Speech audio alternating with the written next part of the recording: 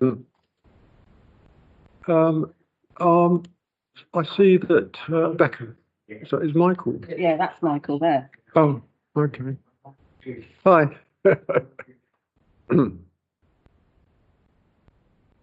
Okay. Good evening, everybody, and welcome to tonight's meeting of the Scrutiny Nighttime Economy Task and Finish Group. Before I start on the agenda itself and a preamble, I'd just like to give a big welcome to our co-opted members. So Michael Kill from the Nighttime Economy Association, CEO, I believe, if that's correct. And I think Becca Callum, who I think is also part of the same organisation, is here with us as well. And I believe that, Becca, you actually are from Luton originally, so you have a good knowledge perhaps about the town. I am indeed a Luton girl, born and bred. Well, a big welcome to you. A welcome also to Chris Marshall, who is the Executive Dean of the Business School, a former colleague of mine when I was at the University of Bedfordshire.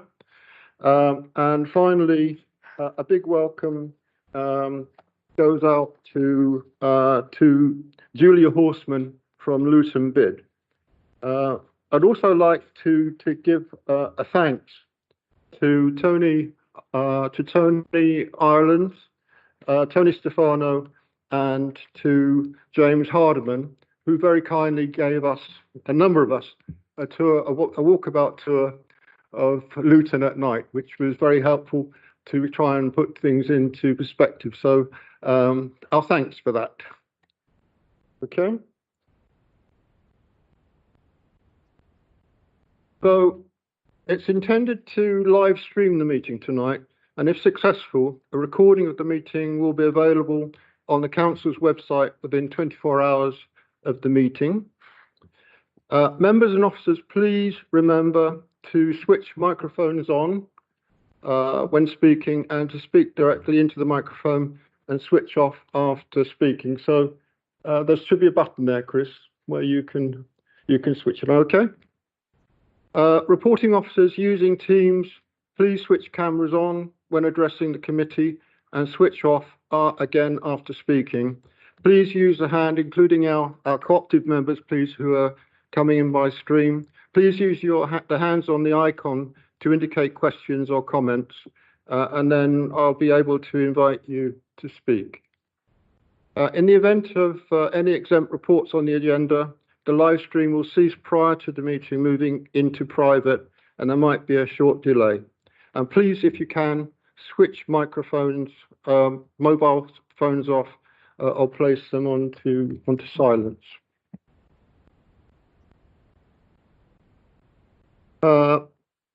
Can I see if there are any apologies for absence? I haven't received any, Chair. Thank you. Can I take us, please, to the minutes of the meeting that took place on the 9th of December? I will just take you very quickly through the 3 pages. So if we can look at page 6. Any questions, any items on page 6? No. Page 7? No. Page 8? Page 9? Okay, I will sign those off at the end of the meeting, if I could, please. Can I please find out from members if there are any disclosures of interest? None? Okay. Are there any urgent matters for the Chair to consider? None, Chair. Thank you. Are there any references back from committees and other bodies? None, Chair. Okay. Could we then please move to the first item on the agenda, which was the initial evidence report into the nighttime economy, which is on pages 10 to 116. Could I ask Corey if you could lead us into that? I'm intending, Corey, to move each of the appendices one by one as we go through. Yeah, thank you for that, Chair. So I'll just give a quick summary of the report and the appendices, and we've got officers here that can give a bit more detail if you'd like us to go through any of those reports in more depth. So following the last meeting of the Task and Finish Group, officers were asked to bring together a summary of evidence that we have so far around different aspects of the nighttime economy in Luton, looking at what was within the scope agreed for this group's inquiry. So there are a number of evidence reports that make up this report for members to consider within the scope of their work. It's just important to note that some of the data is currently limited for a few reasons, either in terms of just how up-to-date some elements of the data are, and in other cases, some of the data is quite limited to daytime or more generic to daytime and nighttime economy, particularly where some businesses operate across both daytime and nighttime. So that's just something to bear in mind. But what we will look to do, we come on to item 8 later, which is around the further evidence gathering. We'll try to use that as our opportunity to build kind of more bespoke data set around the nighttime economy specifically. So Appendix A in the packs is a summary of the high-level data we have. This has been prepared by the business intelligence team, and Eddie can run through this in a lot more detail if members would like Eddie to do so. But it covers a range of things within the nighttime economy, including business makeup, the local offer, some of the crime data as well. Appendix B and C and the addendum that's been added as well in your packs to Appendix B cover some of the information around the most recent Purple Flag assessment, which focus particularly on vibrancy and safety in the nighttime economy. And Tony's with us. Tony can talk in greater detail around the Purple Flag reports if members would like more information on those. And then Appendix D, E and F are some of the national evidence-based reports which come from the Nighttime Industries Association. And obviously we have colleagues from there as part of the call this evening who can talk in a lot more detail. So there are three papers which give some of that national evidence base there as well. So the recommendation within the report is for members of the Task and Finish Group to take this evidence into consideration within their inquiry. And so, Chair, if you'd like officers to run through any of the reports in greater detail, happy for us to do that, or if you'd like to open to questions for members. And obviously we'd look to take away any other requests for further data that members may have from what we've provided so far. Thank you. Corey, I think perhaps members will have read all of the appendices, but as I say, if we're taking them one by one, let's see if there are comments or see if there are any questions with regard to Appendix A. So I throw it open to members and to co-optive members to see if they have any questions, if they have any additional comments they would like to make. It's your opportunity now. Councillor Hussain. I mean, in terms of the business intelligence information, there's a sufficient, data there. What I think members are looking for is what is, enough for now, and what is the reasoning behind it that it's not. I mean, we did the walkabout the other night, yeah, which gave us a rough idea. Some of us do regular walkabout and had known that, but to get that clear is, crime is down in the town centre, which is brilliant, but there is no nightlife to have any of those incidents because there's hardly anybody in any of those establishments.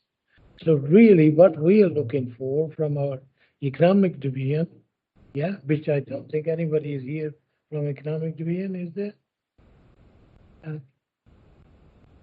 I don't think any officers from economic division, is that we can do as a local authority to be able to encourage businesses in the town centre to make the town vibrant, which is why we're sitting here. Correct. And that's what we need to look at, is that those other towns which have successfully done that, what is it that they have done different to what we are doing as a local authority.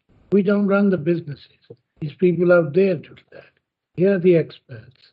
Yeah. Well, So that's what we want to hear. Sinead from really McNamara was as going the to be starting point before we get round to what we think ought to be recommended or not. So, could you give us just a synopsis, exactly what you would like to get from? Looking for is somebody from our economic division to be able to come to us and say, example would be if a pub were given a maybe 6 months or a year, a business rates off to encourage them to be able to be successful. Yeah. Other towns have done many of the initiatives which to encourage the businesses to be open at night time, and also at the same time, what is the businesses can give us the evidence that they need for us to, as a local authority, to be able to help them to make the nightlife more. I mean, we can't go back to the past. Obviously, this was a very bustling town, as you all know, most of us. I understood a major part of this evening's process, Councillor Hussain. What we have before you, before us, should I say, is the secondary research. It's the research of what has already taken place in the town. What we are going on to do today, hopefully, is the primary research, looking at getting the views from the business partners, getting the views from the residents, and that is something that hopefully will be coming as a recommendation out of the report.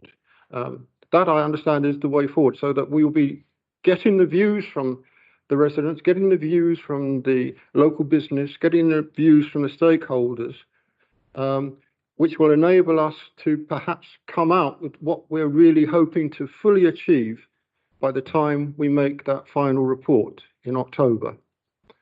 I'm not sure that officers will be able to give that firm answer at this stage, because we're looking through that, through the agenda now, to be able to arrive at the questions, to arrive at where we want to get to for the final goals. The final goal is ultimately to improve what we have, to add to what we have already, and perhaps to better communicate some of the issues, some of the venues, some of the things that we have in the town, which perhaps aren't that well communicated so far. Because when we gave the press release, when I spoke during the Three Counties radio, there was a feedback from a number of residents who said that it's like a ghost town. There's nothing going on, but it's not the case.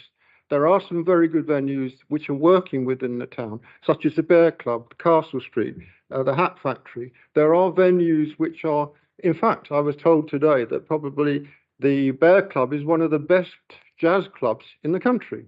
I was unaware of that.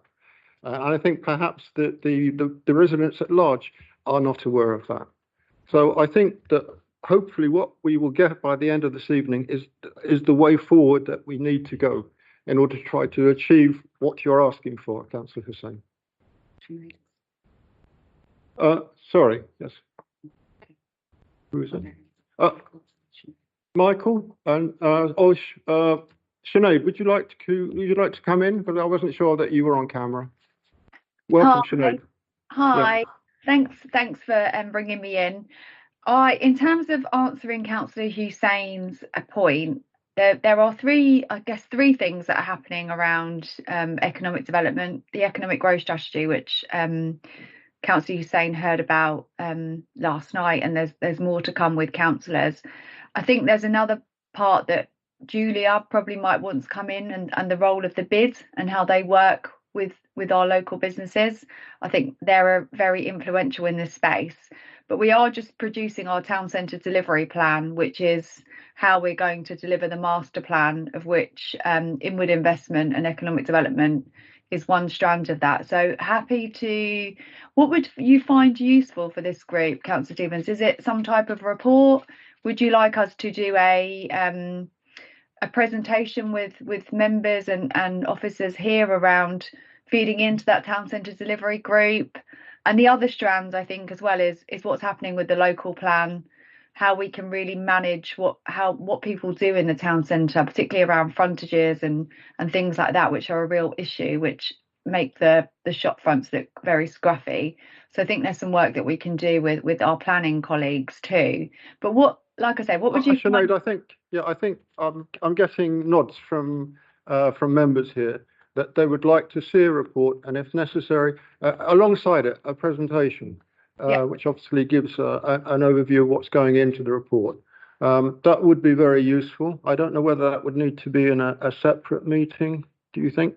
Or we could have an interim meeting between this one and the next one to perhaps to do that.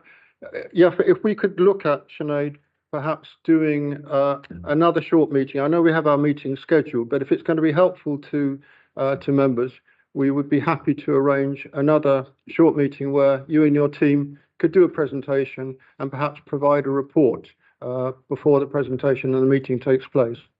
No problem. I'll liaise with Angela and we'll get that ready. Councillor Javeri. Alia. Darling, sorry. Yeah. My only fear is I don't want it to be a duplication of what the same report being presented back at this task and finish group. So if it's going to be a presentation, then it needs to be something that's not going to be essentially the same thing. And it's just more work for officers as well. Okay. Councillor. Thank you, Chair. I think if we're talking about Appendix A, I mean, there's some useful information there, which is really good, sets a lot of context. But I was hoping whether we were going to do some further work, because nighttime economy means lots of different things and I don't know if we've done any work about mapping out pubs. You've got the clubs there. What about restaurants? I know you've got some about fast food. I mean, the walkabout we did, what I found was there's pockets where the nighttime economy seems to be doing well, but they're kind of all spread in disparate areas, and it's not all connected. If they're all in one area, it would be quite a vibrant area, but you've got some in Park Street, Chapel Street, but then you've got the middle of George Street, which is kind of bare and empty and nothing there. And then you've got the White House, and then you've got the cinema and all that.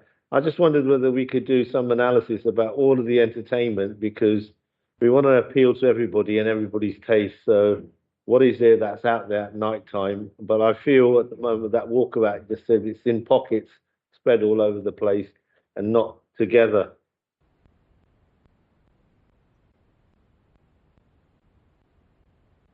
Yeah, just in response to that one, we have started recently a venue management group with some of the key venues in the town, and we'll look to grow that, as there are others that are not represented on that group at the moment, but it contains a lot of the key ones, like the Bear Club, the Students' Union, some of the key pubs that do live music events, the Hat Factory as well. So we've got that group which has started quite recently, and we're looking to do a bit more work strategically with that group to kind of plan and coordinate some of the activities that are happening. And I know Julia's part of that group with the bid as well, and Julia does quite a lot of work with the pubs through Pub Watch as well. So that might be something Julia might have something to add on that. I'm not sure, but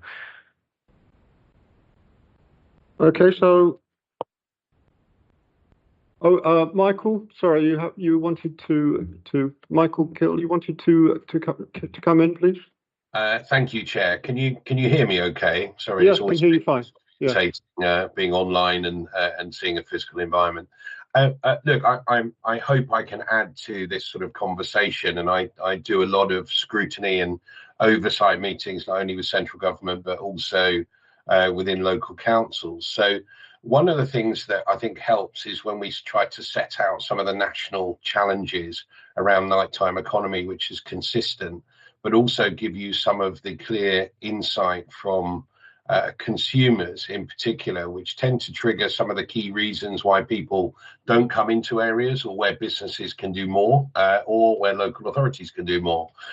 So I hope it was okay with you, Chair, that I can sort of grab 5 minutes and just talk through a couple of pieces, maybe to trigger some further conversations, and possibly at some point submit a written piece that will give you some direction of travel in terms of some of the provisions or opportunities presented to Luton that could support businesses, but also make accessibility and safety and all these sort of key things that are triggers for people coming out at night more streamlined and give them a better opportunity to become successful. So I hope that's okay. One thing I was going to say is, we can't escape the fact that most of the businesses now are suffering from huge financial strain. To give you some metrics, about 30 to 40% is how much the cost of operating has increased since pre-pandemic. And the expectation is come April, we will see another 30 to 70,000 pounds in additional taxes on top of that operating environment. So as you can appreciate, a lot of these businesses are without doubt looking for economic support. Now, whether that is looking at innovation and grassroots in terms of the business rates side of things, whether it's financial incentives around sustainability and innovation, but probably one of the biggest success factors we've had is group procurement strategies. So somewhere where we can collectively start to draw down the cost of operation, and that also it gives people more financial headroom given the current environment, but also encourages a more collective approach in terms of celebrating what you have as a product base. The other couple of things that are really important are licensing and planning barriers. Without a doubt, the complexity and the bureaucracy around licensing and planning tend to sort of push away opportunities for investment and growth. So one of the things that we're working with in central government is a huge amount of work on non-fiscal interventions around deregulation on licensing and planning easements. So I would say to you to really have a look at some of streamlining the opportunities and starting to incentivize people in terms of that growth of investment proposition. And the last couple of things I think are really important is public safety and transport accessibility, not only for staff getting into work and getting home, but also consumers having the surety of being able to come home are a really, really important part of what we've been presented to central government, and they're recognising through the Department of Transport that these are important. And just to give you some consumer stats, 61% of consumers report going out less frequently due to financial pressures. So 68% of young people cite affordability as a barrier to nightlife. 69% of consumers would stay out later if they had improved transport links, and 64% feel that better street lighting and increased safety would increase confidence in nightlife. And if you just take those four sort of key stats, some that are wrapped up within the Observant report that we have shared with you, and you take the pressures financially, there are some key opportunities that I think can be grasped by the chair and the group that are working on this to try and develop opportunities around it. We have some very clear structured proposition that I think could be very good to have a look at. Things like understanding the business experience and the consumer journey is a really important part of understanding where those pitfalls are and those challenges. While I appreciate going out and having a look is great, understanding what that journey looks from a bus, train, cab, etc., and the frustrations, everything will start to break down some of those barriers for you. But I think things like safer streets in public spaces, improved transport and accessibility, streamlining planning and licensing, but also recognizing some of the cultural nightlife. Some of the challenges that we have are the fact that we don't celebrate what we have in many of the cities and towns across the country. And as you quite rightly said, there are some great cultural pockets that are very successful. The challenge you have is how you join them together and how do you start talking about them as a collective position of strong nightlife businesses that people can come and enjoy, not only from a domestic visitor, but also from a non-domestic visitor that will come to Luton and enjoy some of those experiences. I'm going to leave it there, Chair. Sorry if I've taken up a bit of time, but I hope I can give you a bit of a starting point in terms of probably some of those focus areas, which will help you sort of build a strategy that is focused around business support and also around consumer support that will give you the benefit of some of the national sort of landscape and conversations within central government. Thank you, Chair. Thank you, Michael. Did I hear you say that you could make a small report to us on of some things that you've just said? I can. I'm Chair. I'm more than happy to present some very clear, direct sort of opportunities. We do work and have been doing a pilot scheme in Brixton off the back of the Brixton Academy closing. And what we've been doing is looking at doing a 360-degree survey, which looks at business owners, workforce, consultants or freelancers, and consumer. And what we've tried to create is that feedback survey actually has started to develop into a strategic platform, which we've now engaged different subgroups for, so that we can develop an overarching strategy for nighttime economy within Brixton. I would be more than happy to share some of that work to see if that was something that would support in any way, but I'm happy to share the information that I've suggested today as well. Thank you very much, Michael. That would be most welcome.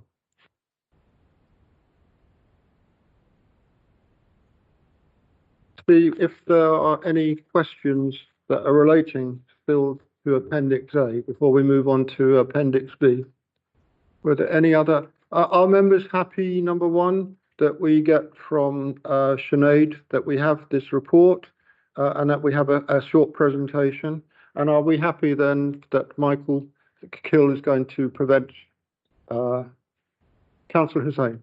Yeah, I mean, all that that's just been said is very positive. What I think my fear is that we're not duplicating something else somewhere else. The Economic Division is doing. We are looking, we don't even know what's going on with what other part of the council is trying to do or other groups are doing, so that it's all one, so that when the final thing comes in October, it is the whole part of the council plus the partners. What are the views of the partners? So we can have a better view that what is incentive, licensing is one that I'm concerned about, planning is another. You know, we need to be looking at, if we're looking at new businesses coming in, we need to be a facilitator, making it easier rather than making it more bureaucratic for them. Yeah. So that is a sort of thing that we want to do. If we want to see the vibrant town, then the local authority has to lead on those things where it can. Well, there'll be a hope then that the report and the presentation that Sinead is going to offer will give a way forward on some of those. One of the issues that we have to think about, sometimes there's a crossover between what's happening in the daytime and what's happening in the evening. Some things that we may be looking at will take part over the whole thing. It will be the whole day. So during the day and then during the evening. I had some views on that, which I would perhaps like to share as we go forward. But can I please move us on to the next appendix, Corey, which I think is Nighttime Economy Purple Flag, KP. Did you want to say a few words on that? Tony may Oh, Tony's please, report, really, yeah. Yeah, if I may, really just to say that this is the key performance indicator data that was produced for the last Purple Flag renewal. As members will be aware, we've held Purple Flag since 2018, and that's been led predominantly by myself and now with Julia from the bid. So this is the data that we used to support the application for the last renewal, and therefore that also then feeds into the report that you have. I think it must be in the next appendices. The other element, just to point out there, you've sort of been speaking about the makeup of the nighttime economy. So there is some information there with regards to the makeup for the different types of premises as part of the nighttime economy. So that is at page, just find that for you now. Sorry, my computer is page 30. So the composition piece sort of gives an indication. Obviously, this is slightly out of date, given that this is for the last renewal. We do have the aspiration of looking to apply again for Purple Flag in June.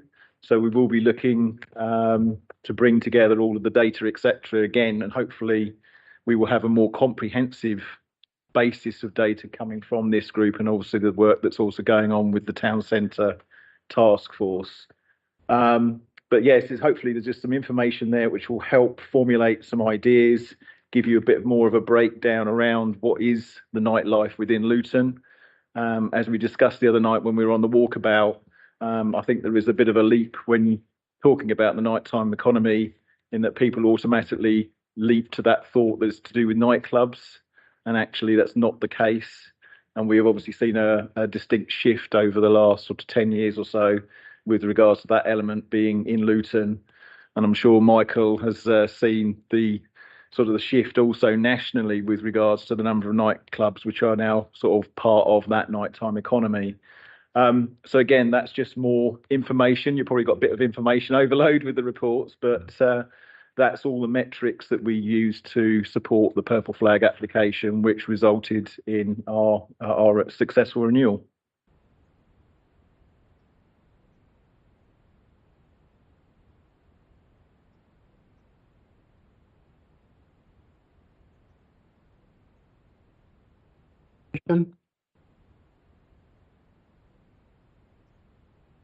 No. Tony, would you like to lead us into the next, which I think is Appendix C, which is also related to the Purple Flag? I have some issues that have come up on that, in fact. Certainly. So yes, so it really does lead on. So this is the last basically application and spot check that we've had for an overnight assessment. This was back in 2023, was actually on St Patrick's Day in 2023, when we had 2 independent assessors come out from Purple Flag to actually look at the nighttime economy. They assessed us against our own submissions about where we thought we were on the Purple Flag journey, and then basically marked us accordingly. A lot of the information that's contained within that main column, which gives that description, was supplied by us. And then you have on the right hand side of the sheet there, the marking against where we thought we were, where the assessors believe we are. And then you've also got the recommendations and comments at the bottom of that report with regards to the assessors' conclusions. And that's also then sent off to an accreditation panel. So this isn't just 2 people coming in and giving their own subjective assessment. This is reviewed by the accreditation panel, which looks at all awards, basically for what is now an international scheme. So hopefully that assists. Thank you, Chair. Penny, before I start on my questions that I have, does anybody have, Councillor Khan, do you have any? Do you have anything? No. Members? I have a few things that I would like to seek some clarification on, if I could, please. Tony?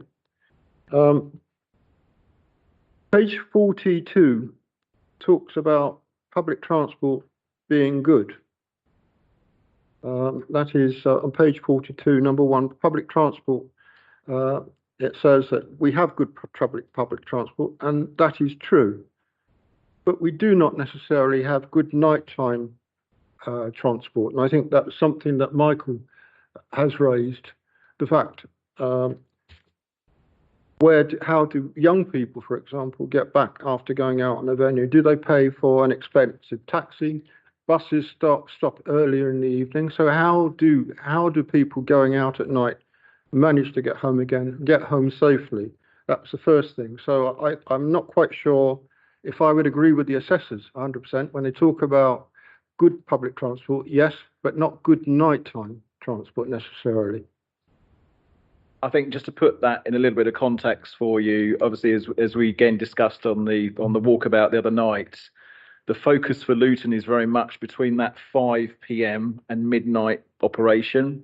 Obviously, you know, it did used to extend beyond that, and we still have premises that do extend beyond that midnight time, as it were, such as the casino, such as Flame, etc. So there are lots of venues that still continue to, but actually what we've been focusing on is that earlier section of the nighttime economy, and looking at what we've got to offer in Luton. So very much sort of shifting that towards the family offer. So it's around, as we discussed, the live music, it's about the restaurants, the independents, and looking to, as you quite rightly said earlier, this expansion of the move from day to evening to night. And we've seen, an increase in the number of sort of dessert shops and barbers and all that sort of thing, and coffee shops, which have been tending to move into the early evening offer. Obviously, at those sorts of times, we do have good transport.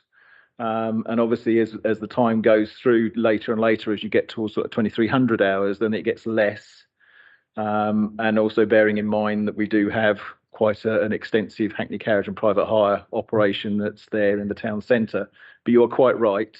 I think there is far more that can be done with regards to walking and cycling and lighting and all that sort of thing to enable people to feel safe to walk and to transport into the town centre and then move that movement around the town centre.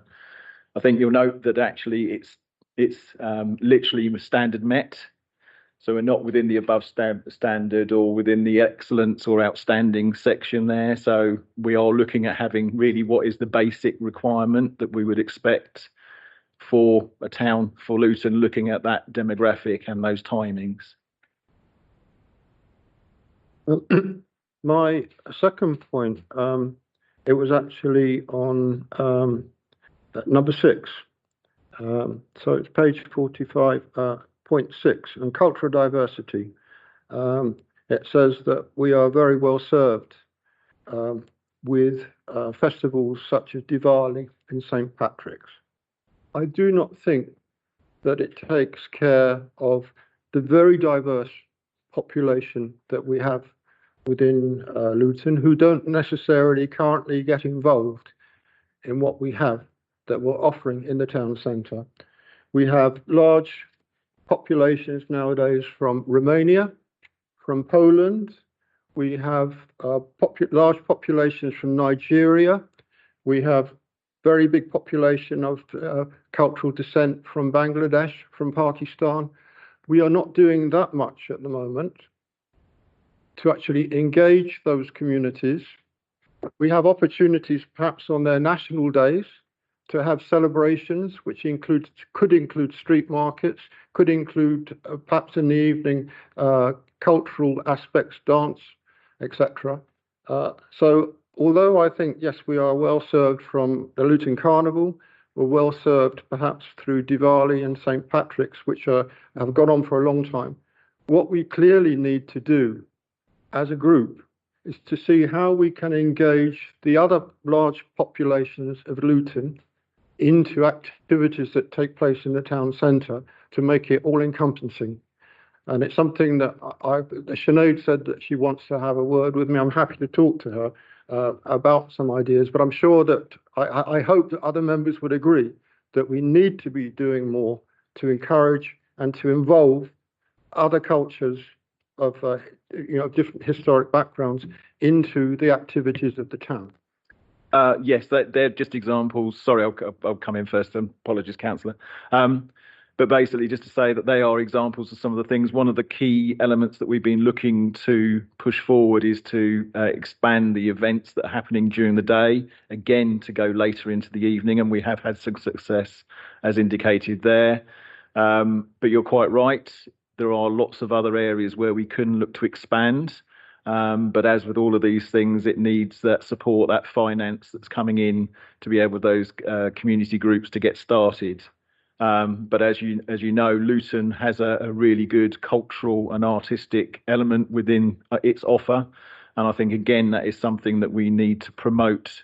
And again, that ties into what Michael was talking about earlier, is about actually bringing this together as a cohesive offer. Because I think at the moment we don't do that very well. We do try, but I think there's an area that we can do far more with regards to what is actually on offer, and how we can then support the communities and also the linked businesses with that. And we've seen some real successes during the day. And one of Sinead's projects was to do with the food festival, which was extremely successful in the past. So I think there are some options available to see how we can expand the events into that evening sector. I know Councillor Hussain on the walkabout reminded me that the Polish community had taken place with a big festival once, which I think was in the George's Square, which had gone very well with music in the evening. So if that could be replicated across our different communities, that would do a lot to expand not just what we have on offer, but it would also spill off into the other facilities and help them grow within the town. I forgot to, forgive me actually, Chidera, I forgot to give a welcome to Chidera Zima, who is a co-president of the Student Union at University of Bedfordshire. So please, if you, at some point, if you want to add something, please feel free so to do. Does anybody have any other things that... Oh, sorry, Councillor Hanif, actually. I do apologise. Yeah. Thank you, Chair. Yeah, so, I mean, I would refer to them as cultures, but I think they're more community groups in the borough. And I hear what you're saying, Tony, about engaging with them. I think, and you're right, Chair, to think outside of the festivals, but in order to attract those communities into the town centre, I think there needs to be some sort of engagement with them in terms of asking what they would like, because even within Bury Park, there's not much eating out. One takeaway owner, he was based in the town centre. He's saying that, you know, if the families, some groups, if they can't drive there, they won't go there. So I think we need to engage and change people's mindsets, saying that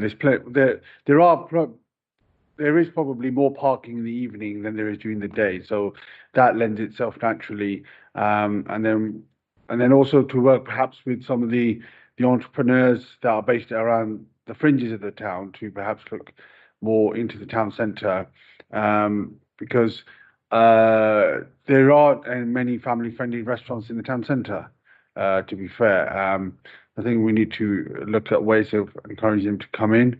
And yeah, we have public transport through our taxi ranks that can help people out. And I'm also delighted to see that somebody's here from the Student Union, because one of the cities mentioned in the report is Leeds. Leeds city centre is very vibrant in the evening. It's got very some of my students that I teach that want to go to Leeds quite often quote the nightlife of Leeds as an attraction for them to go there. But I say that shouldn't be the main attraction, but it is there. And I think that's something we can, I wouldn't say exploit, but look to as an opportunity to grow, especially along the Park Street corridor leading into George Street. See how we can grow that. Thank you. Thank you, Chair. As part of this process overall, I'm not going through any of the sort of specific appendices, but are we planning to reach out to other towns and boroughs who are experiencing similar challenges with the loss of their nighttime economy? And if we're not, could we put that as part of the programme? I understand that we are putting together a list of potential towns that we could meet, to visit, to see how they are tackling, as Councillor Marshall has said, how they're how they're tackling the issues and what they're doing to try and create success for the nighttime economy.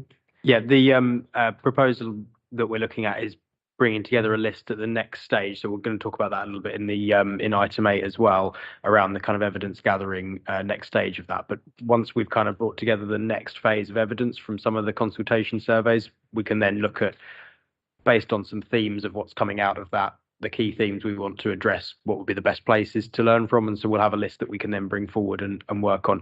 We're probably thinking about the places that have done well, but actually it's a really good point to think about places that have got similar challenges and how they're dealing with those at the moment as well. So we can make sure that's added in. Please.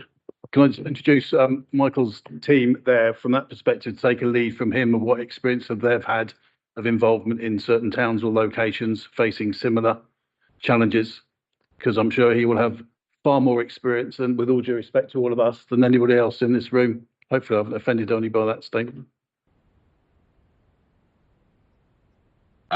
No offence at all. Thanks, Chair. Look, I think, like I suggested earlier, there are consistent challenges and overarching issues which impact consumers and also impact businesses. Now, when you look at the consumer position, and quite rightly you bring up the conversation around students, I mean, please bear in mind that I used to be a commercial director for the biggest student union in the country. So My experience of students is very much that they want the security, the safety and advocacy within a city centre to be able to come and engage, and something the SUs take pride in ensuring happens. So all of the things that we spoke about in terms of transport home, the VORG situation, safety of women and girls, and the safety and presence, lighting, CCTV, etc., all have a huge part to play in, and also the cohesive sort of training amongst venues and spaces, and the quality of operation all has a huge impact on enticing people to come back and that return visit. In terms of businesses, if you're going to ask any business, most of the businesses will say that the economics are the challenge at the moment. So impacting economics is a big piece, giving them the financial headroom to survive. There's probably only 7 out of 10 businesses in the country at the moment, from stats that we have, who are either barely breaking even or losing money. So if you think about it in that context and the oncoming tax increases, what we've got to do is really start to think about how we can give them the financial headroom and reward innovation and drive for investment and growth coming into these environments, but also then counteract that by creating the environment and the experience through the customer journey, which encompasses the travel in and out, not only for staff, but also for consumer, and also those safety requirements. And you only really can get a handle on that by understanding the consumer journey, and the impacts on those experiences once they get into some of those sort of successful pockets. Because comparatively, what we will see up and down the country is those successful pockets will be safe, they'll be accessible, they'll have good transport infrastructure, the operations are strong, and they'll be well lit. The CCTV will be there. They'll have strong security presence. They'll have strong police presence that gives people the comfort of visiting those environments. So that's what I would probably say to you in terms of trying to address. If you're going to give me 2 parts to really sort of push upon you to really consider, is how do you create the economic headroom for people to survive the hugely challenging period that we're in, and how do you create successful environments? And those successful environments at night, we've really got to start looking at those successful hubs that we talk about, and then start to mimic those hubs in different environments, or bring them together collectively so that there is an interchange or an access point or a well-lit environment in terms of tracking and presence of policing. So I think the 2 bits are, how do we overcome that, the financial burdens, and how do we create a conducive environment for return visit and experience, which is going to consider transport homes, safety, policing, well lit, and all those sort of considerations, particularly for the student market, which we're reliant on. So I hope that gives you a bit of insight. And there's quite a bit more that I can put forward in this written document that I'll make sure that I get across to you. Thank you. That's the point we started off, what you're saying now. It's not just the student, it's attracting the families coming in. And what you're talking about, celebrating different culture. On Market Square, a lovely place, we've never utilized it. The idea was there will be something going on in that place when the first year was done. All that investment has never been utilized. So that, places there are, even the culture quarter, it does probably 1 or 2, the functions a year, right? Rather than having irregular ones, which is what it ought to be doing. And also looking at what I'm saying is that the similar demographic, Leicester, Slough, they are similar demographic to us, right? Yet Leicester is more successful. How is it that we need to get evidence from those places who are not only our statistical neighbors, but they have a similar demographics, right? They have a university, Leicester has also that. So these are the sort of things that we need to have so that we can pick up something from them, so that we can now, talk to our partners. I mean, when was the last time you saw in the night time a policeman walking? I haven't. If you have, please take a photograph, because I need to have that. That is really giving reassurance, what you're talking about, what our friend is talking about. Doesn't give you reassurance. Yes, Tony and his people are there, right? But we don't see a uniformed person, a police officer, a real one. Daytime, yes. Nighttime, no. So these are the things that are practical things that can give people the reassurance. I'd like to pick up on that in a minute, actually. Yeah, I mean, just to follow Councillor Hussein's point and Councillor Marshall suggested about a visit, I think, like we did with the walkabout, we would hardly benefit from one in a similar city. I think Leicester would be a good place to start because that's also very diverse, like Luton. Similar, demographics, similar challenges, and we can see, what it is they're doing. But I would say that their universities are Russell Group, so I think they have two or maybe three universities. They have De Montfort and they have Leicester. So I don't know what the student population there is, but we can have a look at that. But with the police council, I think they give us report. They are trying to get more police officers into the town centre. But you're right, Councillor, saying I think a visible police presence would reassure the public, especially families, and young and old, come into the town centre. But I think definitely to feed into what we're doing would be beneficial to see in reality. I mean, we can have all the pieces of paper and reports put in front of us, but until we see tangible evidence of what's actually out there, what's being done, I think that will, prove really valuable. Because at the end of the day, what we want is a vibrant town centre and attract investment. Because in a few years' time, the stadium will be up, and that will drive more, more increased investment, hopefully, into the town, the town centre. Just following along that point, there was an issue, I think it was, again, picked up in the Purple Flag about, I think it was to do with I made a note of it. They were not rangers, but I think it was the outreach community. So the outreach pastors, the street pastors.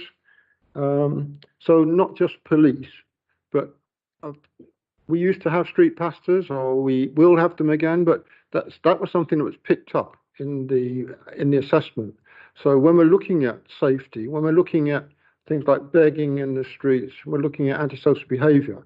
We don't have that currently in place. So again, when we see that antisocial behaviour is a big issue in the town, and we see that perhaps there aren't police, that there does need to be more policing. I know, for example, just from my ward, that a lot of elderly won't come into the town even in the daytime because they're worried about begging, they're worried about the fact that there are e-bikes floating at speed down the roads, which is causing a hazard. So these things have got to be tackled to make the town centre safety, and to encourage people to come back into the town. So I think that those are quite significant issues. I'm not sure what you could say actually, Tony, with regard to the street pastors, for example. So I can respond. So the street pastors have been active, probably not as active as they have done previously. Just again, it's a volunteer organisation, and I do have direct contact with members there. I think the key element that was picked up at the last assessment was the provision that we used to have in the town centre for the SOS bus. And unfortunately, that vehicle basically became end of life and therefore wasn't practical to be deployed. So they still do offer the provisions with the smaller vehicle. But we've been actively looking to find a replacement vehicle.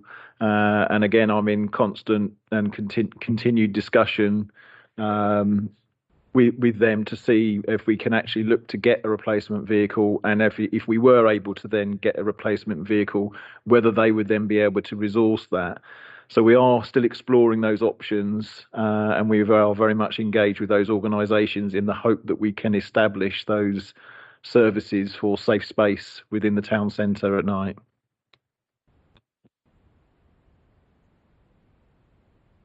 Corey, I think we're picking up from this There's work for us to do. As members have said, we would like to look at some towns or cities with similar issues to us to see what we could learn. We need to be doing more to reaching out to the various communities around the town to get them involved and see what they want, to see how we can provide that to make it a culturally inclusive town where cultures can be shared. We need to doing more on the safety, encouraging the police to do more nighttime, not just, even if it is the case of perhaps just planting a police car there at nighttime so that it's visible, but to actually to doing more to make the place look safe for women, for young women, elderly women, for, just for all the young people, and for our students who are wandering around the town at night as well. It's got to be safe for those as well. So there is quite a lot for us to do coming out of this this particular section. So, Michael, I think you wanted to come in again, I think. I feel like I've outdone myself in terms No, you're doing very well. Apologies for that. I think one of the things that I would suggest, and in my experience of evaluating nighttime economy on a sort of breaking down the sort of out of home leisure experience from daytime, evening, nighttime, and then late night economy, is probably starting to break down the markets that are represented currently in what 100% success looks like in terms of what Luton's nighttime economy would like to be. And then really starting to address the people that are coming out in those moments and what makes them feel like nighttime economy is happening, or daytime, evening, nighttime economy and late night economy is, what that represents to them. So I think one of the challenges that you have is really understanding what those consumers want for you to then curate the best environment for them to be able to come along to. I agree the councillor that I heard earlier talking about showing opportunities for events in key areas. And this is something that I know things like street food vendors have been doing in the north of England through the DBT department, or Department of Business and Trade, looking at street food markets regularly that encourage that transition between daytime, evening and nighttime economy. So I think there are some really good opportunities, and it feels like Luton has an opportunity to really grasp this, but it has to do the research in terms of the consumer ask before it gets to a point where it starts to consider what it delivers. And I think that consumer ask has got to come first, second and third, because if you're going to go out and just decide for the consumer, you're not going to deliver against something that's absolutely relevant for them. So my suggestion is start at the base, which is who are we trying to attract? And for all of these different people, whether it's young families, whether it's youngsters, sort of older clientele, and then sort of start to look at how you sort of bring those in. But you have to understand what they expect from Luton as a daytime, evening, nighttime economy and late night economy for you to be able to progress. And if that's, as you quite rightly said, if that's around transport, if it's around safety, it's around more police on the street, more CCTV, more lighting, a presence, a vibrancy around street foods or markets, then, that then gives you a lot of your answers. But at the moment, I think what we're trying to do is try and predict what the consumer wants. And I think there's more work that needs to be done with regard to the consumers to understand. Thank you, Chair. Thank you, Michael. I mean, taking your point, in fact, the last section of this agenda looks very much at going out and surveying the stakeholders, surveying businesses, surveying residents, as well as carrying out focus groups and group discussions.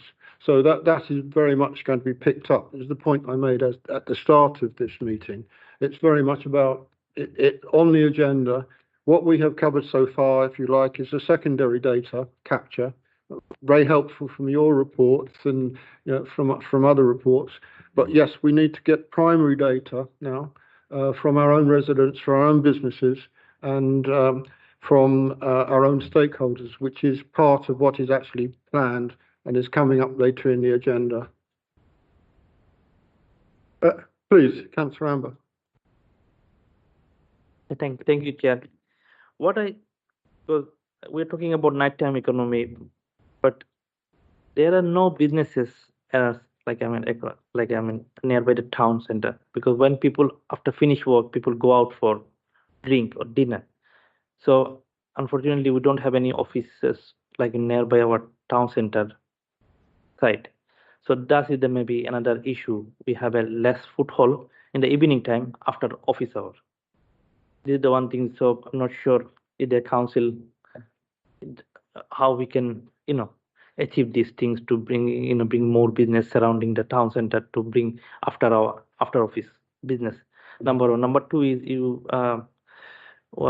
we have to ensure the security and public safety, especially about e-scooter. It's a cause a lot of health and safety and security concern, and also about lighting, make your town center looks bright and more lighting, more CC cameras, and we have the Bedfordshire University, but we can see there's a less home student coming to we are mostly full of foreign students. We need more local home student coming, staying in the university, make it, then they will come to the town and do other activities.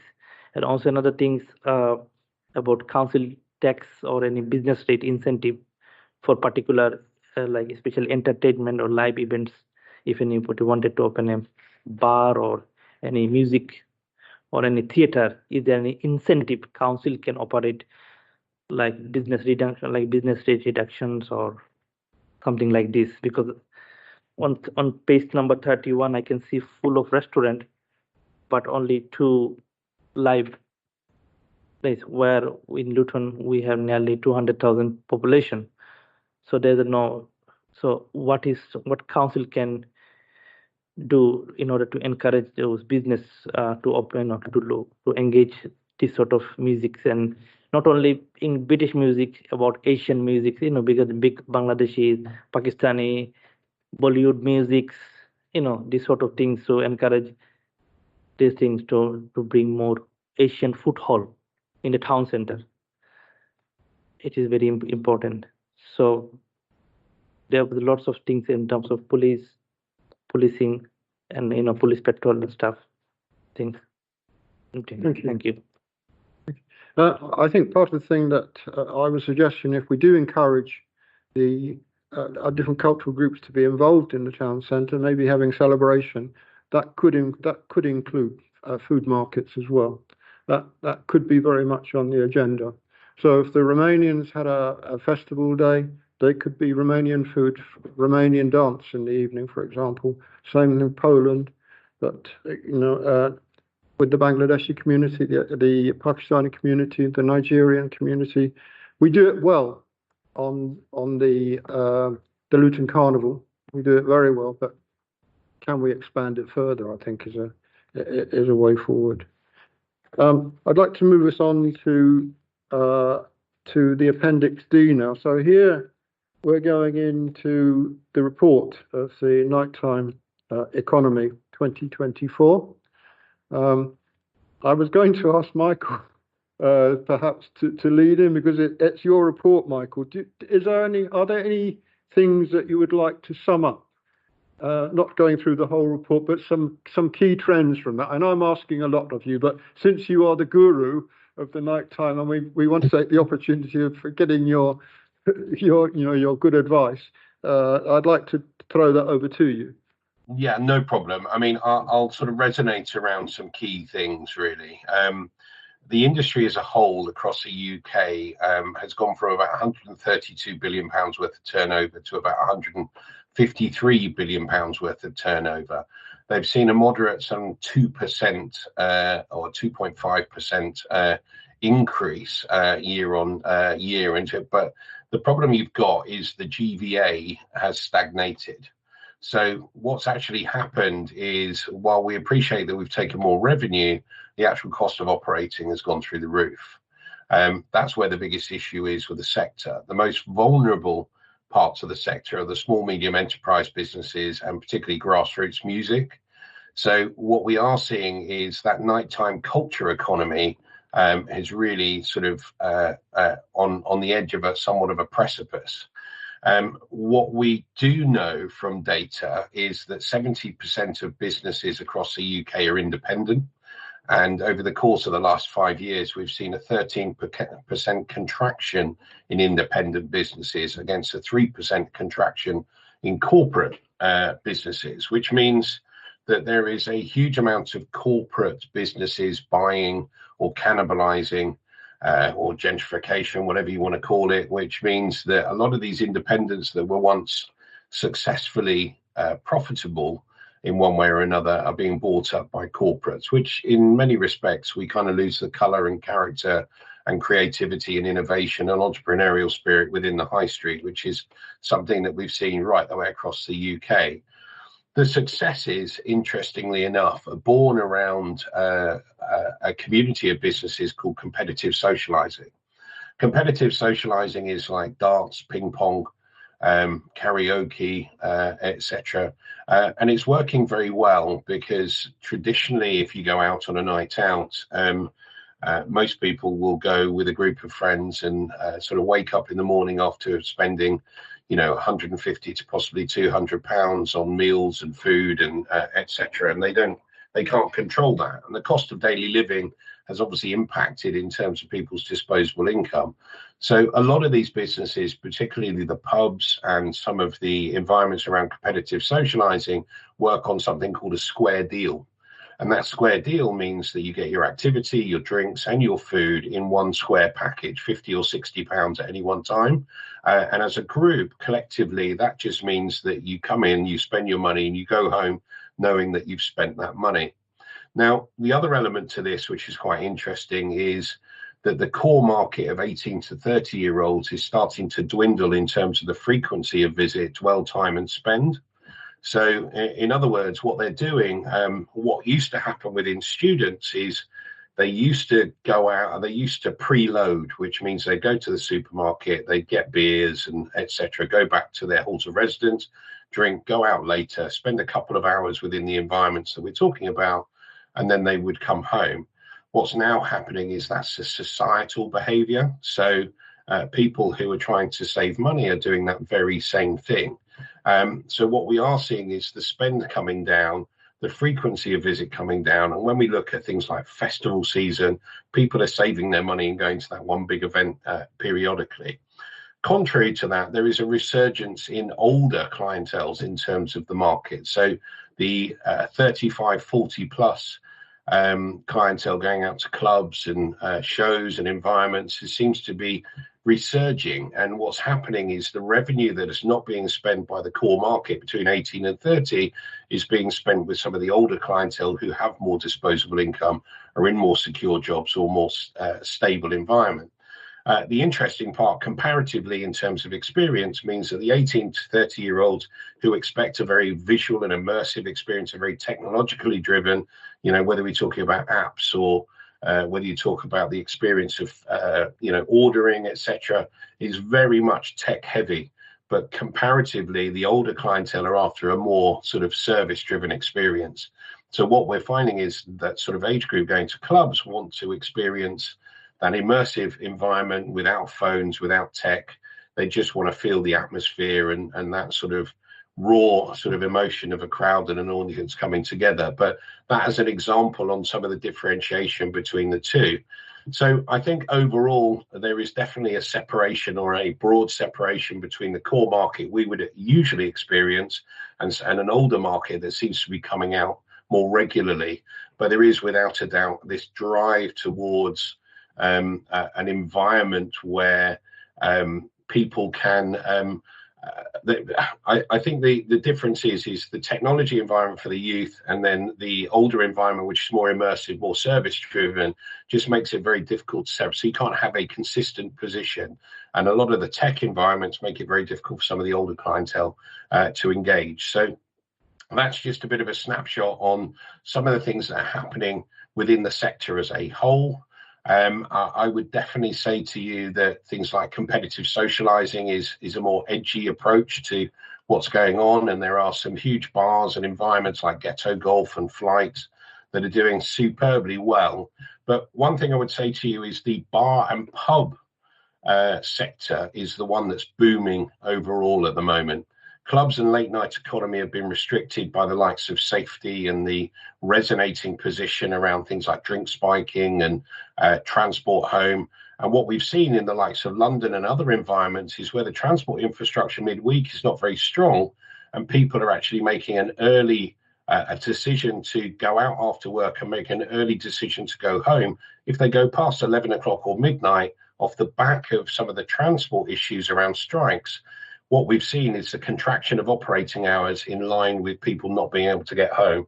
So that just shows you the impact of things like transport and safety as you get into the later night economy. The other thing that we're seeing is something called light clubbing. So there are a lot of pre-midnight club shows that are happening. So what used to happen with the 2003 Licensing Act is people used to extend pub hours into club hours as such. So the 11:30 pub shut onto clubs went in 2003, 2005. What we're now seeing is the clubs deciding that if they can't have that late night business, they will operate club sessions between 7 and midnight. And that's proving very successful, particularly in the north of England.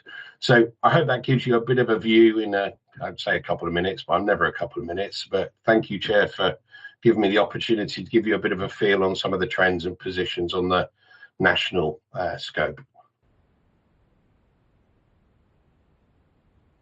Members, any comments? Councillor Hussain.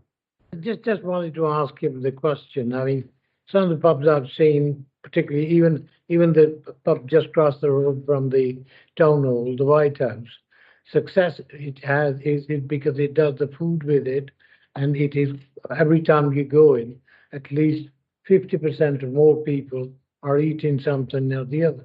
Whereas all the other pubs are completely. One of the busiest one was in Brewery Tap in the town. There's hardly anybody. But when we went there, 8 o'clock or 8:30 on Friday night, it was a complete, shut to everybody. Because that where you used to stand up there and you couldn't get a drink, you had to queue for about 5 or 10 minutes, and that's completely changed. So, I mean, from your experience up and down the country, is that because the food is the attraction part of that they need to change the culture? Just to feed into it, there is definitely more of a Mediterranean feel that's coming about. That's why things like street food markets are very successful. You have things like Trinity Square in Leeds, and you've got things like Street Feast in London. What they do is they create environments where people can have communal eating environments where people can drink and enjoy entertainment. So without a doubt, food and drink has become a really prominent sort of pastime. What we are seeing is things like vertical drinking environments, and I mean by vertical drinking environments just where people would stand in a bar and drink, are becoming less and less. There is a greater consideration for well-being. 25% of people are now drinking no and low alcohol. So the alcohol content or going out to drink to get drunk is becoming less and less. So there is more effort that needs to be done to ensure that there are ancillary activity, whether it be food or street food or activity like darts or ping pong or entertainment like a live band or a DJ that make the difference for reasons that people go out. And some of that is a really important part of making up that diverse culture. I mean, the one thing that Luton has on its side is it has a huge diverse culture, which we need to draw from, because you've got so many different cultures in the environment, and we can really utilize that to draw different experiences that create cross-cultural environments within venues and spaces. But I think there just needs to be that integration between cultures and some of those environments or spaces, so that we can cross-fertilize and start to bring some vibrancy back, and then bringing visitors back into Luton itself. Abbas? Thank you, Chair, and thank you, Michael, for your summary, and it was quite fascinating, some of the trends there. I was just wondering how many are businesses actually tapping into all that information you've got there, because I'm sure some of our businesses are trying to go back to the old days where it was all about pubbing and clubbing and trying to attract that market when the trends have changed and people have moved on. So I was just thinking, how much are we actually sharing some of this information with with our businesses in the town and saying to them, look, these are the trends, this is what's happening, and you need to look at your model and see whether you cater for the customer, because you hit the nail on the head. It's about catering to the consumer. And if you know what the consumer's trends are, then obviously you'll thrive. Chair, can I just add to that? Is that okay? Please, yes, please. So what I would say to you is, look, we are sadly saturated with a lot of people of about my age, with the greatest of love, who think that they know what consumers want, but consumers have moved on. And I think we forget that we've got to ask. And some of the work that I do is I go and speak in pub watches and conferences up and down the country with the trends and sort of position. So, you know, if it helps, I would be quite happy to come and talk about these trends and what's developing and where things are going in terms of businesses, and try and let them understand where the opportunities sit and where the successes are. But without a doubt, we've got to start with the consumer. Consumer is king. If we can't get the consumer what they want, then you aren't going to see a diminishing nighttime economy. But we need to assess what that looks like as the evolving evening, nighttime economy and late night economy goes on, because they're all different markets. You know, let's not beat around the bush. From daytime, evening, at nighttime, and then late night economy all have a different precept group of people and age groups and different sort of outputs. So yeah, I mean, I completely agree. People do need to understand this. We do try and get out to as many as possible, but it's like you say, some people have got their head in their sand and they don't want to listen to the reality of what's going on, or is financially beyond their means, which makes it very difficult. And that's where potentially that financial headroom can help to allow them to pivot and change what they're doing to anticipate the move from the market. I think this is something for our task and group. It's about linking into the growth, economic growth strategy, about how do we support our businesses to grow. And I think it's something that we may want to think about going forward, Corey, about is this something we should be doing regularly with the nighttime economy businesses, and saying, look, come along, we'll have a seminar, we'll get somebody to come along and actually share the trends. So we do it regularly, every 6 months, every year or something, to kind of get them up to speed. Because I do get a sense that there's a lot of people, Michael, that have got their head in the sand and want to go back to what it was like in the 90s and early noughties, and I think the world's moved on.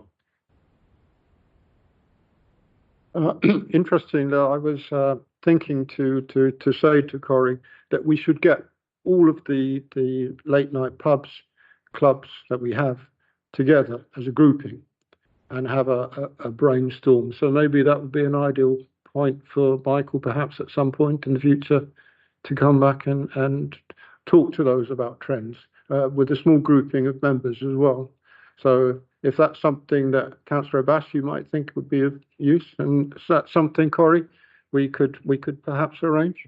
Yeah, and I think working with Julia and the BID, who work quite closely with the Pub Watch group, is probably a good way to bring the pubs together. And as I say, we've got that wider venue management group as well. So there's a couple of different networks we can tap into to bring that together, I'm sure.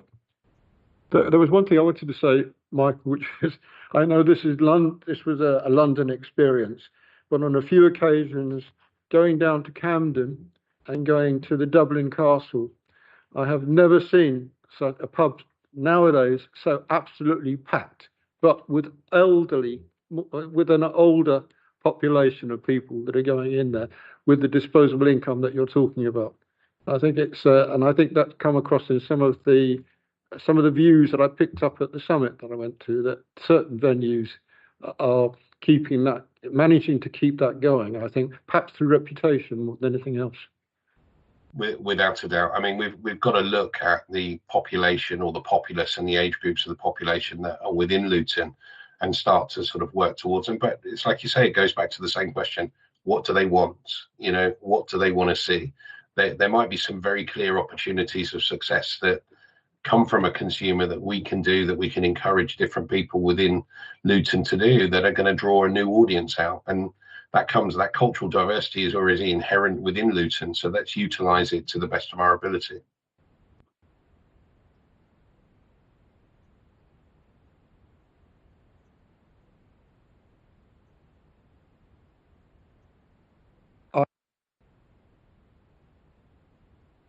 Well, please come in and give us some comments and some views. Oh, Julia, did you hear me?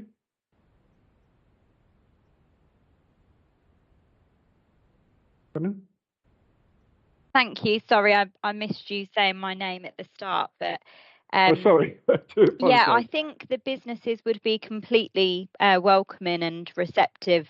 Mike, a lot of the things that you say, I think, is exactly what they feel as they're operating in the town centre each night. So I think they'd be really receptive to getting some. I think the thing is strategy and short-term actions and quick wins for them, because, like you've pressed, I guess that economic pressure is so real, and they have to improve quickly, because the pressure is just rising the longer that they're facing some of these challenges, and residents not wanting to come in and using the town centre at night time. So things like lighting, I think, has been raised, but even in the youth survey for the younger residents of the town centre, and why they don't want to come in.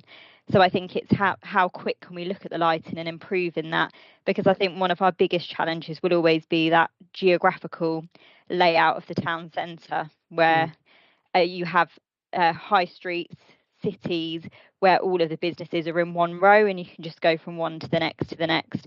Whereas in Luton, you could have, a 10-minute walk in an area where you don't feel is that well lit to get from one place to the other. So, but yeah, I think just Corey, for the businesses to fit into those monthly meetings they've already got, I think would be great. So if it was a working group or anybody wanted feedback from the businesses, to attend that meeting as they happen, I think it's the first Tuesday of every month, that would work well for them because they're already there. So yeah, if people could work around those timings for them, I think that would be really helpful. But yeah, I'm sure it would be very well received by the businesses. Thank you, Julia. Thank you.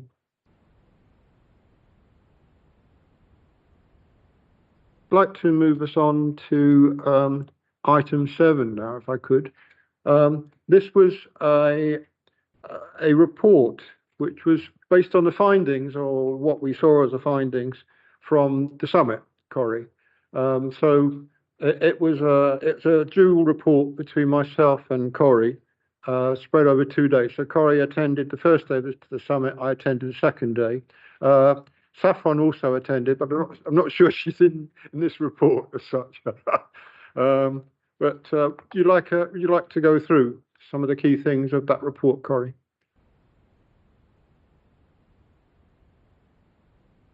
Yeah, thank you, Chair. So as you said, we between us attended the 2 days, and there were a number of sessions running concurrently. So I think we'll invite Michael and colleagues to talk more broadly around anything that we weren't able to cover between us. I think there were around 6 sessions concurrently running throughout the 2 days. So there were 2 of us attending on each day. So we managed to cover, I think, about a third of the summit, and it was a really insightful and informative summit, which brought together lots of really good perspectives nationally and internationally, I think, as well, from different perspectives of the nighttime economy. So there were a range of data and trends that were discussed at the summit, and some of those link really closely to what we've just talked about in the NTIA's reports as well.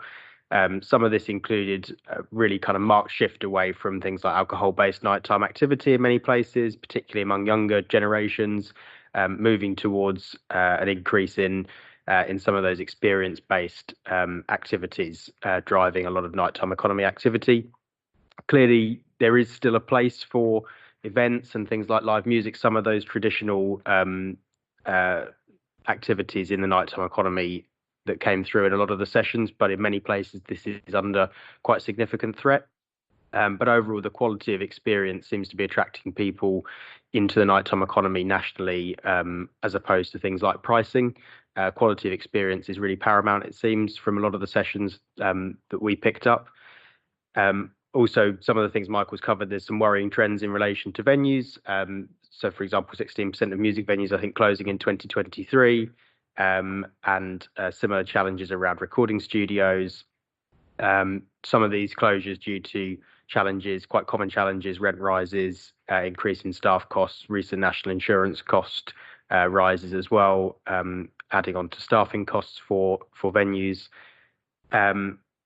Despite this, though, there is still considered to be a strong appetite for going out in the night time among different parts of the population nationally, if the right experiences are in place to attract them.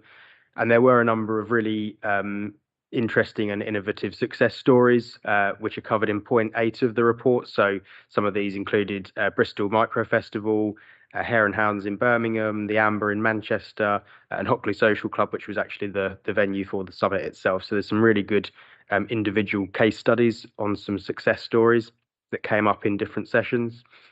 And then a number of interesting policy initiatives and case studies, which are covered in point 9, which we saw throughout the sessions that we attended. So some interesting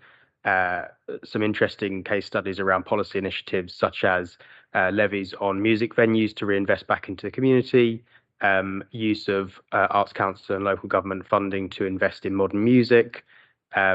Vibrancy Act policy in New South Wales was discussed in a couple of sessions actually that I attended, which has looked at introducing policies to ease noise restrictions to encourage greater nighttime activity, and then also kind of lots of talk about the devolution settlements and how this can be used to reinvigorate nighttime economies as well. And also lots of data-driven insights were really essential to driving policy change.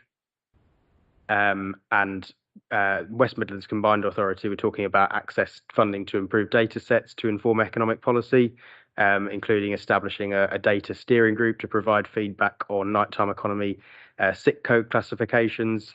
This is something we've looked at quite a lot internally as well, when we've been gathering data that the SIC codes that are used by Office for National Statistics don't pick up some of the key industries in the nighttime economy, which is important when we're starting to look at some of the data that we can gather as well. And just to add as well, the background reading that we've put at the bottom of the strategy, there were a few, at the bottom of the report, there were a few key strategies that came up in a number of the sessions that were attended. So these are not necessarily the only good strategies that the group can learn from, but these came up a few times. Wandsworth, Camden and Westminster, some of their nighttime economy strategies, and Westminster's task and finish group, which is a similar process to the one that we're running here, are really interesting case studies for us to look at as well. I'm not sure if Michael and the NTIA colleagues want to come in with any more detail on that, as this was their summit, and as I say, we only were able to cover a third of the sessions, but that's a summary for you. Michael? No, that was a fantastic summary, and I apologise that we, there's a lot on over 2 days, so it's a matter of a bit of a mad rush and trying to get to the ones that you prioritise. But I'd welcome anyone from other councillors, if you'd like to come next year, you're quite welcome to come. But I think the key thing is there are some really sort of considered policies. New South Wales is a really important one, because what it really sort of transpires around is conclusive and consistent data to reinforce policy decisions, and it's just a lot easier to substantiate off the back of robust data. In terms of the work that's going on, ONS is now working with MHCLG to actually realign the SIC codes so that not only the UK has SIC codes that work, but we can look at comparative SIC codes across the world on a global platform as well. So that work is being done by West Midlands Combined Authority and also Greater Manchester Combined Authority. But yeah, I mean, great assessment. Yeah, we try hard to make it very difficult to decide where you want to go, but thank you for coming. Maybe perhaps next year there could be just a section for local authorities, Michael, if so many of us are actually looking at this area now. I'm looking for a moderator already, and you sound like you're the perfect person for it.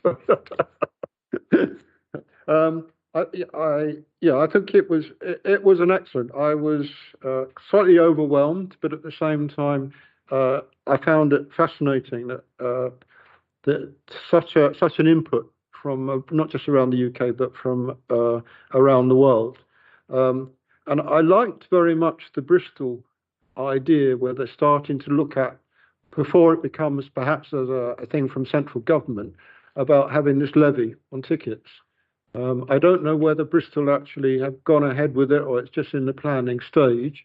It's something that perhaps different authorities could look at together with the business community of putting a levy on, because you quite rightly talked about the fact finances are one of the biggest problems, Michael, that businesses face in trying to develop the nighttime economy. Obviously, councils are strapped for cash. I think you have hoped that there could be a reduction in business rates for the nighttime economy. I'm not sure where that could come from in Luton at the present stage. We're already having to look at economising, if I could put it politely. But things like the levy could be a way forward, and something maybe that could be discussed with the business community as a way of putting money into a pot.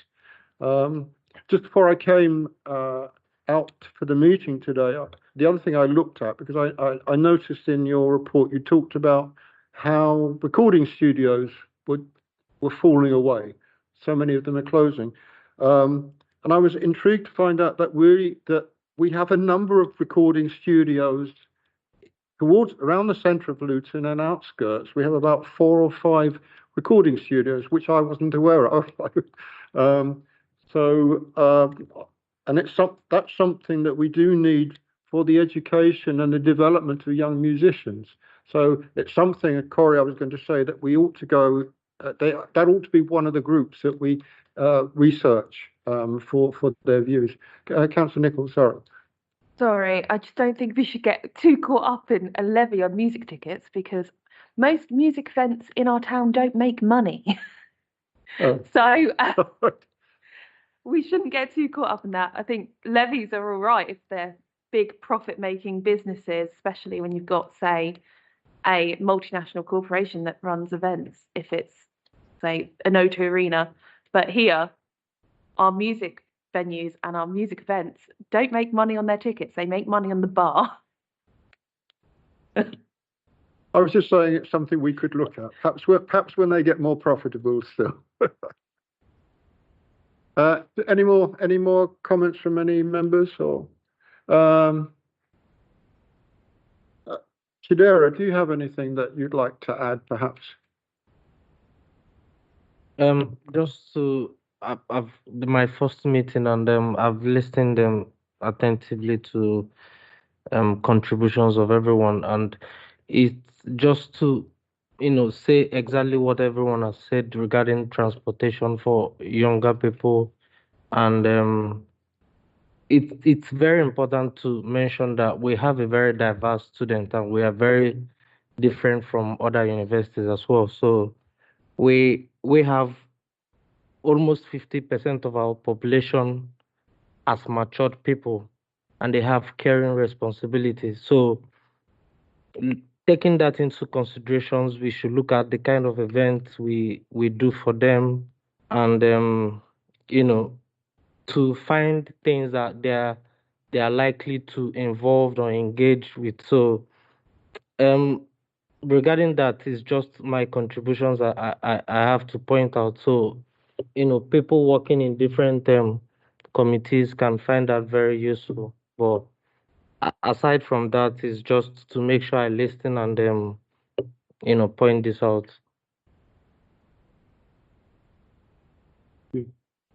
Chris.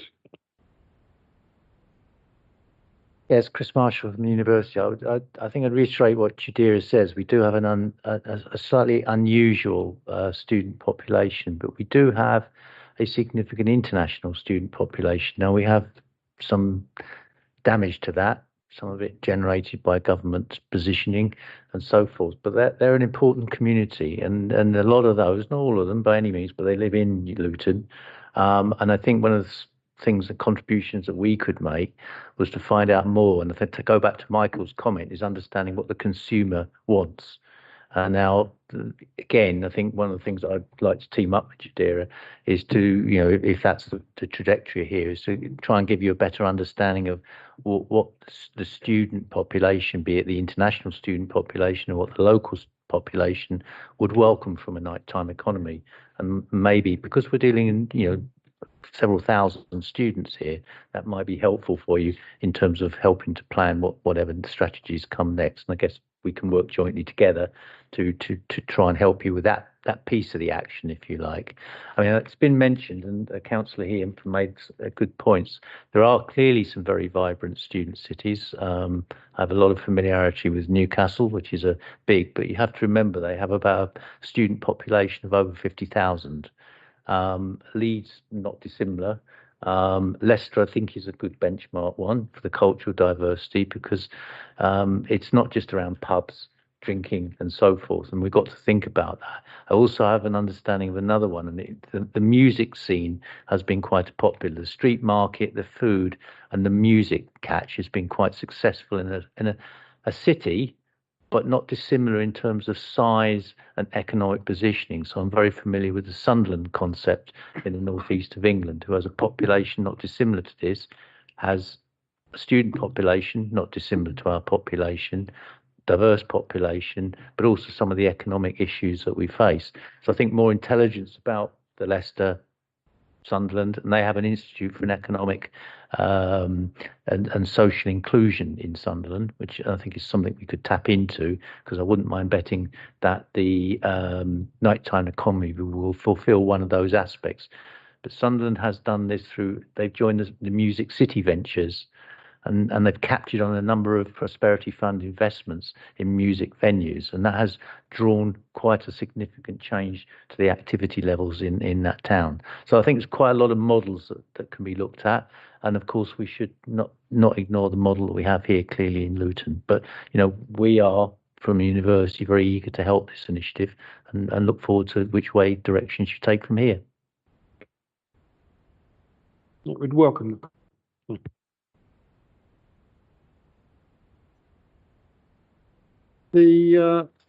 On our joint report.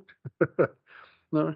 So it brings us on to really the positive part going forward now. So on to item 8.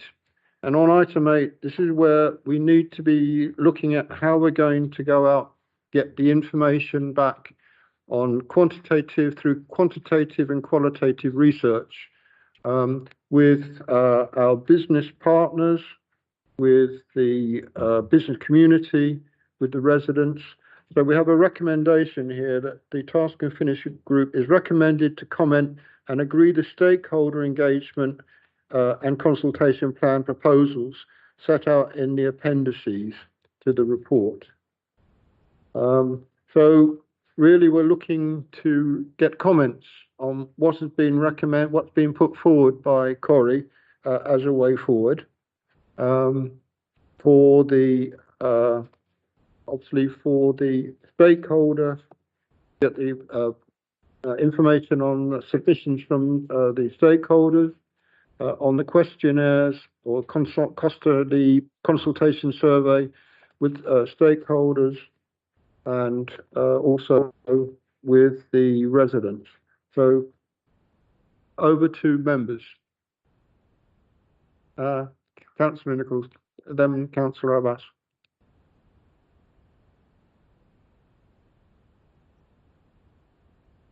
I had a list, but let me bring up the thing. On stakeholders, I think the list is too narrow. Simply, I think we need to broaden it, because I fear that if they're just the main stakeholders, we might be hearing from a lot of the same people we always hear from. And as has been already mentioned, that we have an interesting dynamic within the university and the Students' Union. Can we extend that to sixth form, Barnfield, young people in the other context? Because they might not be old enough to drink yet. That's not the only nighttime economy, so there needs to be a wider sort of thing. On the sort of plan for the consultation events, where have I lost this document to?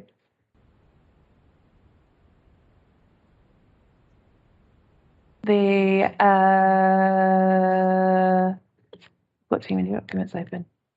Right.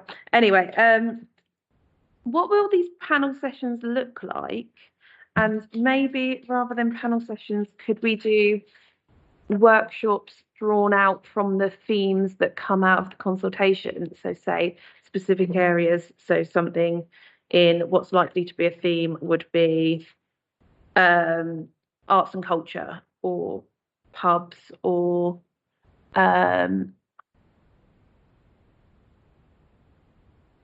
and restaurants, or nighttime safety, or whatever. Can we do them more as a collaborative workshop style, like rather than just people sitting and asking questions? Because I think that's gonna be a better idea of getting some good engagement. I'll watch it on your stakeholder list twice.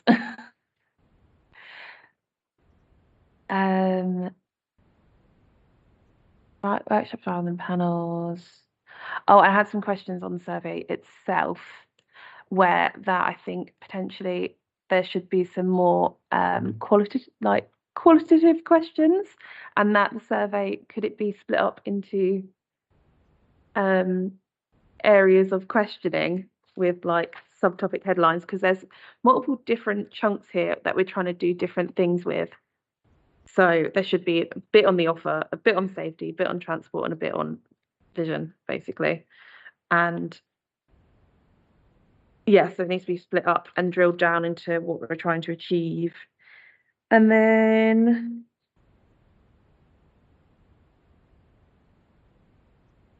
I think they were my main thoughts. I think there's going to be lots of engagement because people are very, very passionate about this. So they were the main thoughts off the top of my head. Thank you for those comments. So I think just taking each of them in turn. So first, the stakeholder list. It's not a full list of stakeholders we'll engage with, is the first thing. So what we're looking at doing there is an invitation for some key stakeholders, sort of more larger organisations, to give us a really detailed 2-page submission of evidence. We can absolutely add others to that list if there's some key ones that you think are missing, but we're looking at a kind of really detailed, in-depth evidence submission from some stakeholders there. Some that will probably just want to engage with a few thoughts is where we're looking to pick them up more through the surveys. What the surveys look to do is hit the various groups of consumer audiences that we want to pick up. So as Michael said earlier, understanding that consumer need and want from the nighttime economy is really important, and there's quite a variety of groups. There's the residents that live in the town centre at the moment, there's the student population, there's the potential visitor economy that will come through, there's people that live wider in the town as well. So there's a really kind of wide, broad set of consumers that we want to try and pick up through that engagement piece. As I say, in terms of the stakeholder list for the submission of evidence, we can absolutely add a couple of others to that list, and happy to take any other suggestions forward for that. In terms of the consultation survey, yes, we do have a few different thematic points in there. We can make that a bit clearer, and if there's any additions to the survey, happy to take that forward as well. Just on the surveys, always important to make sure we keep them as short and brief as they can be, just to make sure that we get the maximum engagement in those surveys. And then I think the other point was around the stakeholder panel sessions and how they would work.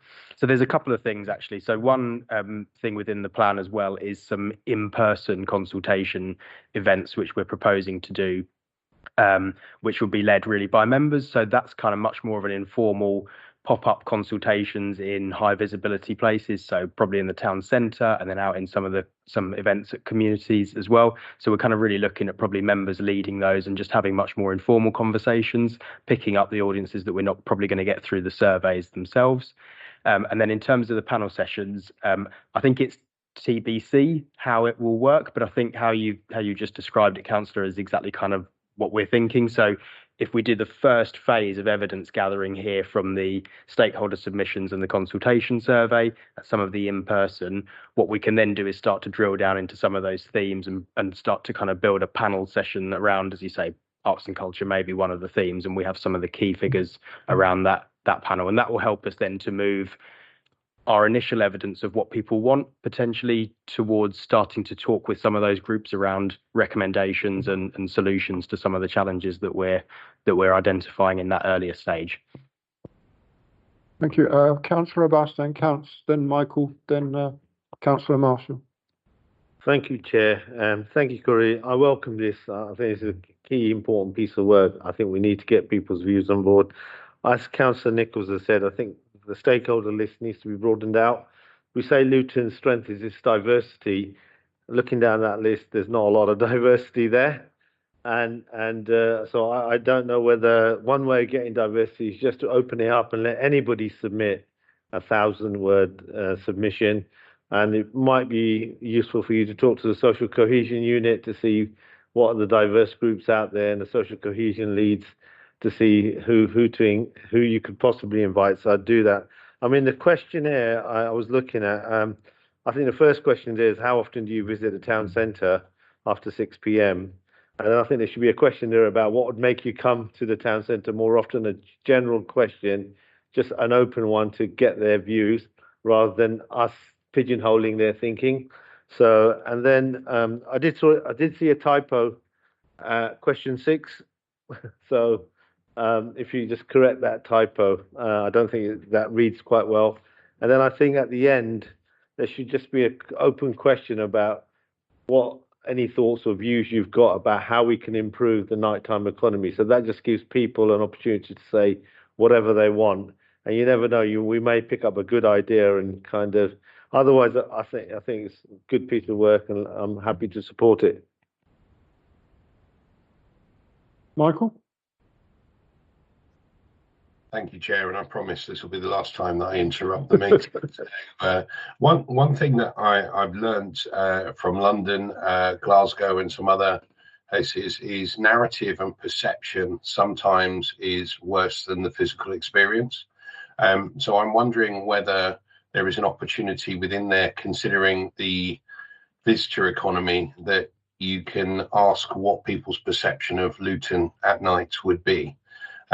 Because I think then that allows you to understand what you need to build as a narrative around Luton and some of the barriers that you possibly need to represent within the communications, which would make the difference in terms of overcoming some of those barriers. Because sometimes people will just not go because there is a perception that is not right. So my suggestion is potentially to build in a narrative and perception piece on what Luton means to people, and then consider how that looks in terms of people that are from outside of Luton and people that are in Luton. And there might be a very different view on both sides. So it's just an opportunity while you're doing it to then be able to build the comm strategy around it when you start to bring people together. Just a potential off the back of my experience in different cities. Thank you, Chair. Thank you, Michael. Very helpful. Corey, come here. Yeah, happy to take all of the previous points away as well. And I think that's a really good point. We do have some sense of the perception from the perception survey that we do, but we don't ask a specific question around nighttime perceptions within that. We do get a little sense of it through some of the responses that come back on that annual perception survey we do. But I think it's a really good point to add that in. I think just on the point around the diversity as well within who we're engaging with, I think there's a couple of things as well we want to add in. Something working with the social justice unit, probably around maybe a fairness task force event would be really good to look at around the nighttime economy is a way to look at that. And I think absolutely happy to open up the bigger submission of evidence to anybody. This was probably more of a list of those that we'll target and encourage in terms of those bigger organisations that might have lots of evidence, but happy to kind of open that up as well for anybody to submit detailed evidence. Councillor Marshall. Thank you, Chair. Just a comment or observation in terms of the consultation with residents. Recent OSB report we had on a parking strategy across the whole borough, we received 177 responses from residents, which I found somewhat disappointing. What can we do to ensure that we get maximum uptake in terms of feedback from local residents? The two issues, parking is one that fills my inbox, and the state of the town centre is one that fills my inbox. I would just be really concerned that we put as maximum effort into getting as much response in this, because I think this is really crucial for the long-term development of the town.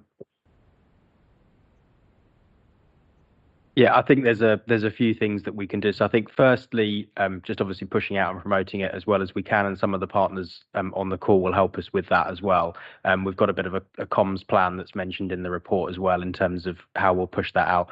I think anecdotally, what I've found over time is that anything town centre related probably does get a better response rate, which is always positive.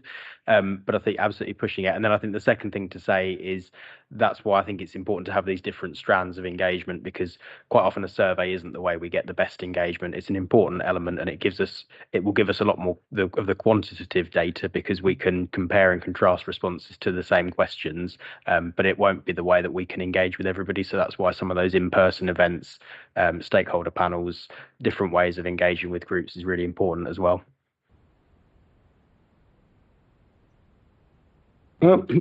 One of the points I mentioned earlier, Corey, it would be useful to ask the recording studio groups to give a feedback.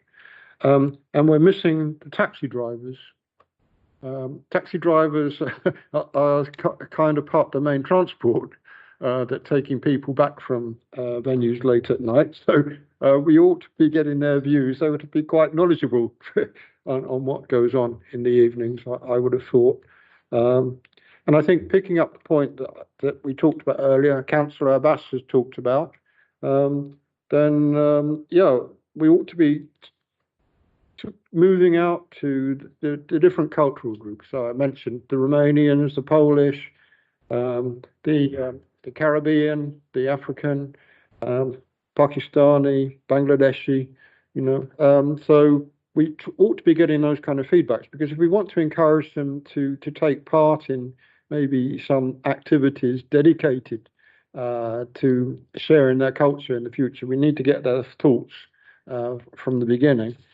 That was one thing that I was wondering. I wondered why, when we're looking for the survey of businesses, we're not asking about cost at all. I couldn't find any questions that looked at whether cost we know cost has a major effect, but maybe we ought to be asking what costs. Is it the business rates? Is it the national insurance? That all of these things probably have a major impact, but we ought to be asking those issues. And perhaps there could be something at some point, maybe not right away now, that we could do about business rates to encourage the growth of businesses. I mean, that's something we could be looking at. Okay, we're struggling perhaps this year, but that's not to say we're going to struggle for the next few years, perhaps. So I think that's something that perhaps we should be looking at. And I think just on that, Chair, I think we can definitely look at a wording of a question around the financial challenges that businesses face. I think what we're just careful, we have, I think, got some questions in the business survey around just more generically the challenges that businesses are facing in the nighttime economy. I think just what we're trying to be very careful of in both of the surveys is not asking any leading questions where we almost prompt certain answers to come forward, trying to keep it open to them to give us their responses. But I think there's probably a question we could focus in on what's the financial challenge without giving them prompted examples to sort of push them in one way or another. Two other things. Obviously, we're talking about having an event, as we did with the daytime. Councillor Taylor having the stand in the point, but there are other areas around the town, perhaps in Bushmead, in Marsh Farm, where we ought to be doing the same thing in some of the shopping venue centres, asking customers. We need to be reaching out, not just in the point. So that's important. The other thing is perhaps we could be producing some leaflets. We're all hopefully engaging in Let's Talk venues around the town. It's an ideal opportunity to get the information out. So if we had some leaflets that we give out both when we're at places like the Point and other venues, but also in the Let's Talk, that it shows how people can make their contributions, I think that might be quite helpful going forward. And we're happy to work with the communications team on that around the comms going out, we could pull together some marketing material for the group and agree that sort of between the next meetings, perhaps or via email with the members, if that's okay.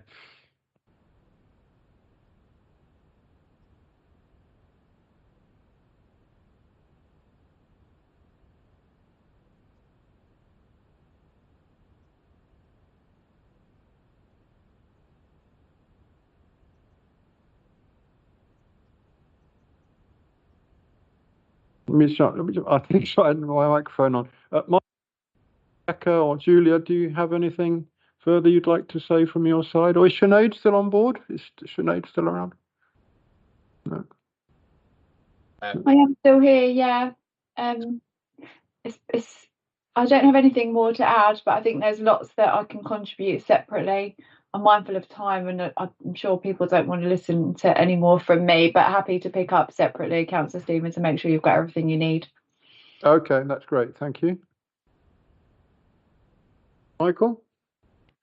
Just one thing on business rates. One of the things that I've seen as a model is building use discounts in terms of business rates. So in other words, landlords that have blank spaces are not being used, actually getting the benefit of use and reduced business rates. For instance, I'll give you an understanding. If you have a nightclub within a city centre and they're only using 13% of their licensed hours, to incentivize them to drive traffic within the town centre is by discounting their business rates by how much they use their building, by bringing in ancillary opportunities like classes or Zumba or, activities or markets within the day.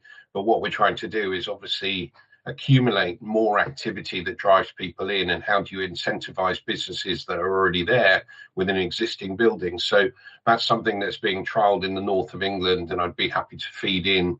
I appreciate it might not happen this year, but I suggest that the more people coming, the bigger the growth, the innovation becomes quite interesting, and people are going to try if they can have some sort of financial impact on their business. So just thought I'd feed that in as an opportunity that has directly related to traffic coming through and expanding business proposition within town centres or city centres. Thank you, Michael.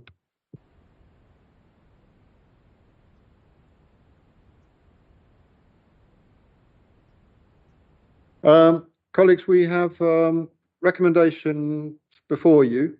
The Task and Finish Group is recommended to comment and agree the shareholder engagement and consultation plan proposals that are set out in the appendices. With the comments that have been made, which I think Corey's taken on board, are we happy to go with the recommendation?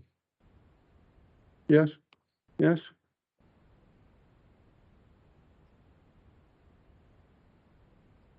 Yeah.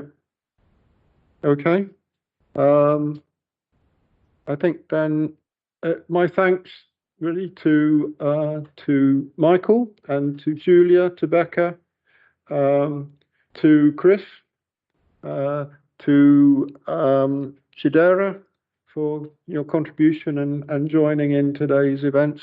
And thank you to members for your time. It's slightly complicated thing that we have to gather together, but I think we have a way forward. So just finally then, Corey, what's next, could I say?